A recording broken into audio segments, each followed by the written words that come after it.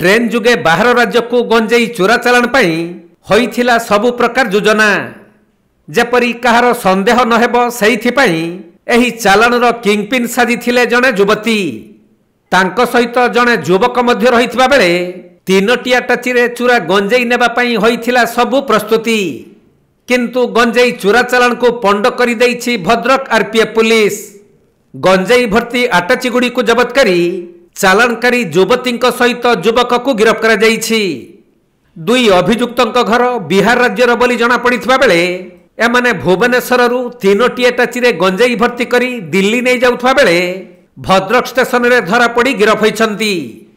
तेबे एमानंकु गंजेई जुगाइथिला किए से नहीं अधिक तदंत चलिछि। राजधानी एक्सप्रेस ट्रेन रे एही गंजेई चोरा चालाण हेउथबा बेले जबत होइथिबा गंजेई 26 किलो बोली जना पड़िछि जार मूल्य 2 लाख टंकारु अधिक।